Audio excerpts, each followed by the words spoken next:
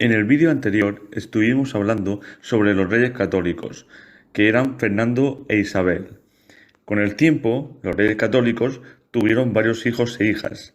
Entre ellos, voy a destacar a su hija Juana, conocida como Juana la Loca. Juana se casó con un príncipe llamado Felipe, que era hijo del emperador Maximiliano. Y del matrimonio de Felipe y de Juana nació Carlos. Carlos consiguió de sus abuelos por parte de madre, es decir, de los reyes católicos, los siguientes territorios, que se observan en el mapa. De Isabel, lo que está en el color rojo, como Castilla. Y de Fernando, lo que está de color naranja, como Aragón, Cerdeña, Nápoles y Sicilia.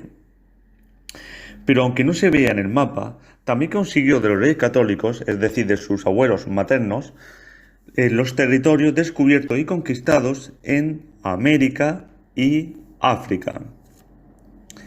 De sus abuelos, por parte de padre, consiguió lo que se ve de color verde.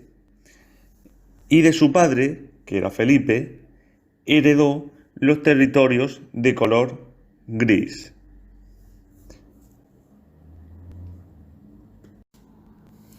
Carlos nació en Gante, Bélgica. Cuando fue a España para ser rey, se le nombró Carlos I y fue el primer rey español de la familia de los Austrias.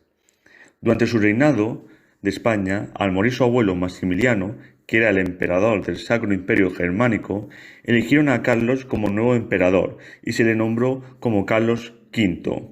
De ahí la frase de Carlos I de España y V de Alemania. Cuando Carlos llegó a España para ser rey, tuvo muchos problemas porque era extranjero, no hablaba el idioma y todos sus consejeros eran extranjeros. Y además subió los impuestos, es decir, que la gente que vivía en España tenía que pagar más dinero. Los habitantes de España se pusieron en su contra y hubo dos revueltas muy relevantes, la de las comunidades en Castilla y la de las germanías en Valencia. Una vez resueltas estas revueltas, el rey hizo cambiar ciertas cosas para mejorar la situación, como por ejemplo poner consejeros españoles. Durante el reinado de Carlos, España participó en varias guerras, como guerras contra Francia, contra los protestantes alemanes en defensa de la religión católica y contra los turcos. El siguiente rey, después de Carlos, fue su hijo Felipe II, que amplió el imperio español por América, África y Asia, y también fue rey de Portugal. Durante el reinado de Felipe II, los españoles vencieron a los franceses en la batalla de San Quintín y a los turcos en la batalla de Lepanto. Pero no todo fueron victorias durante su reinado. Felipe II intentó invadir Inglaterra con su flota, que era muy poderosa, pero esa misión fue un fracaso porque todos los barcos se hundieron en una gran tormenta. Por ello, los ingleses, de forma irónica, pusieron el nombre de Armada Invencible a esa flota de Felipe II.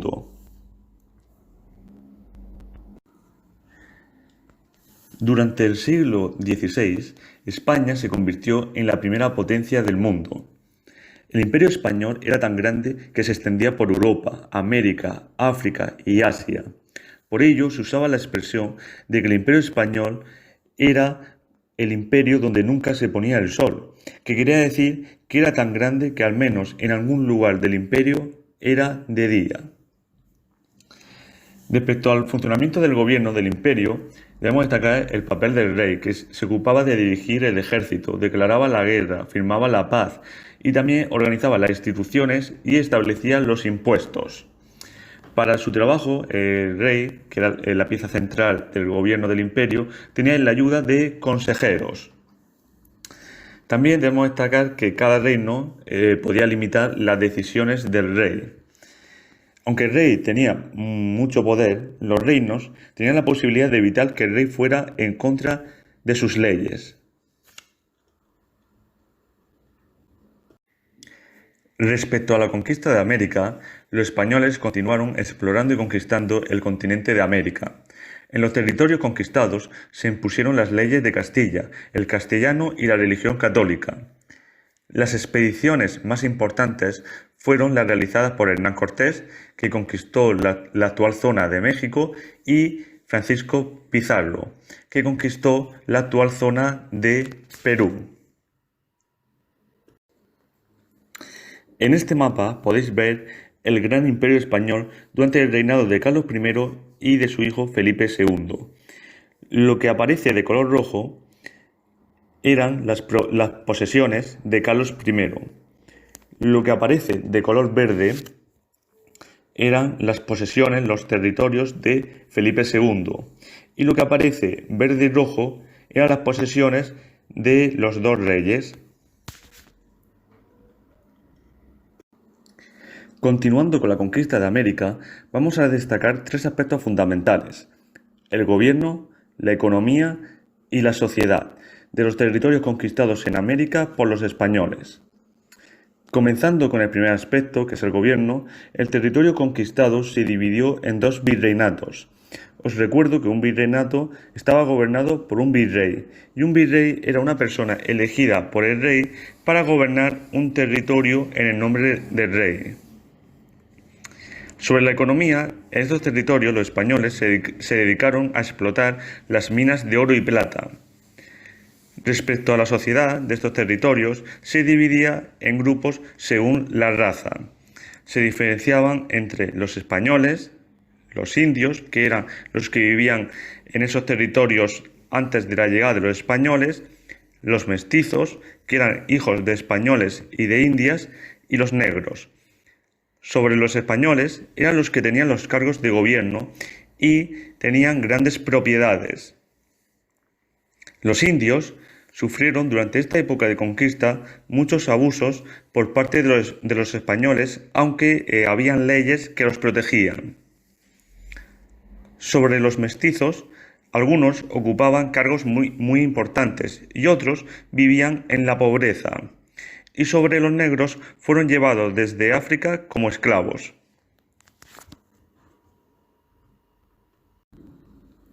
En el siglo XVII, después de los reinados de Carlos I y Felipe II, España dejó de ser el país más poderoso de la época.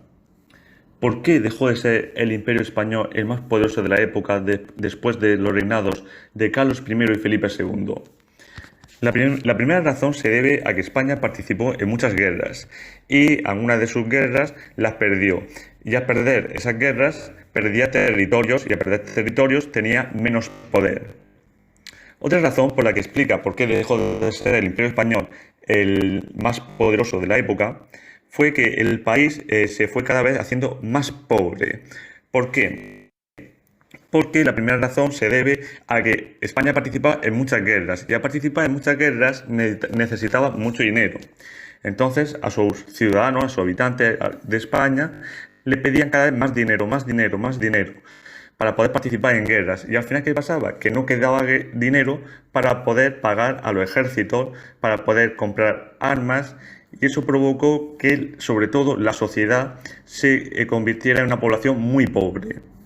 Además, otro motivo por el que España se empobreció muchísimo fue que España era muy rica anteriormente por la cantidad de oro y plata que llegaban de América, pero cada vez llegaban menos, y entonces eso también provocó un aumento de la pobreza del imperio español.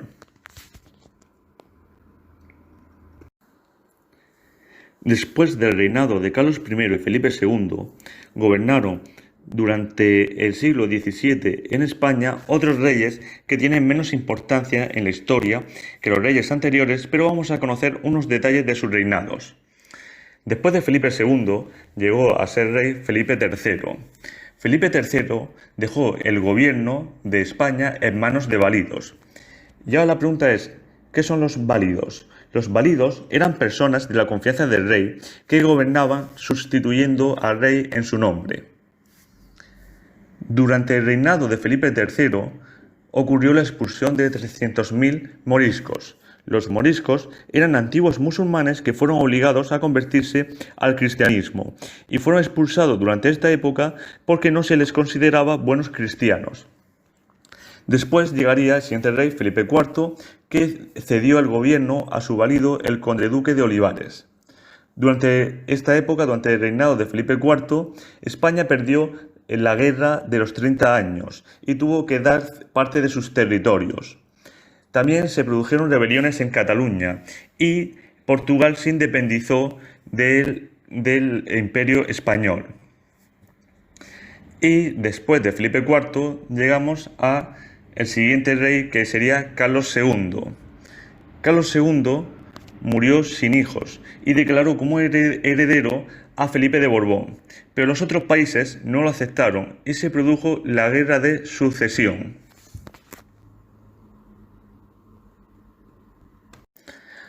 Ahora vamos a comentar a nivel de arte que después del Renacimiento, que se explicó en el vídeo anterior, en esta época surgió un nuevo estilo artístico llamado el barroco. El barroco surgió en el siglo XVII en Italia.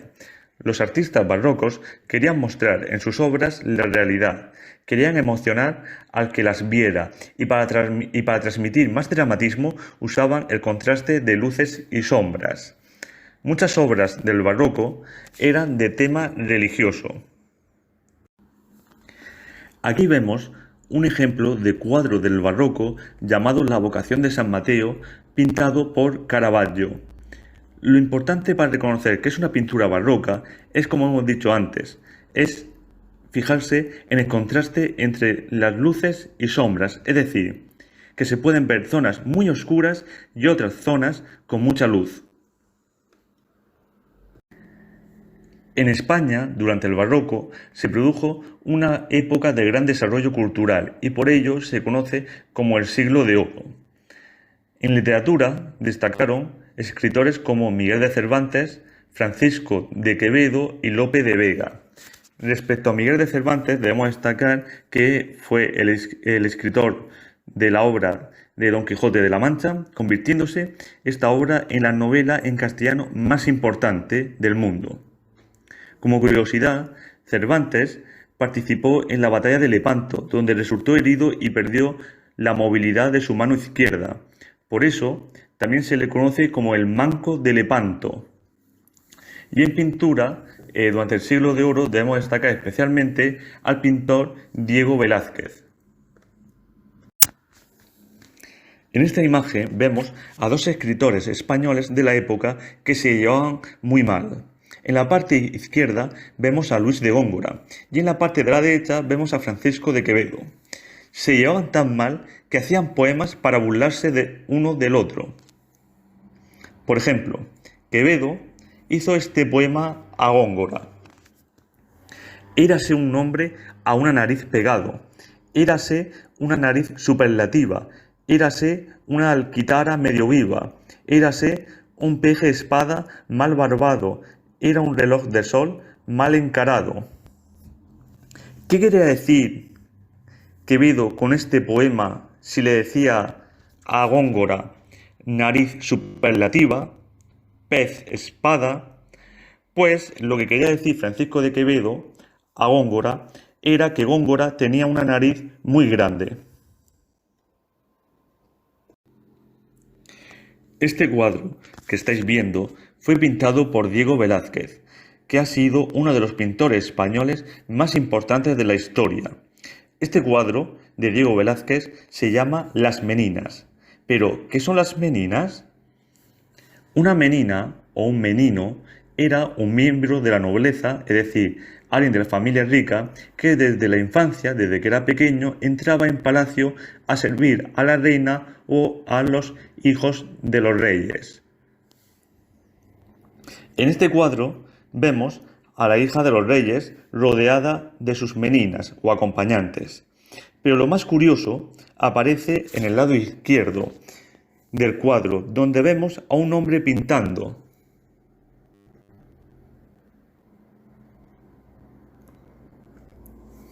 Ese hombre pintando era Diego Velázquez, que de esta forma creó el primer selfie de la historia.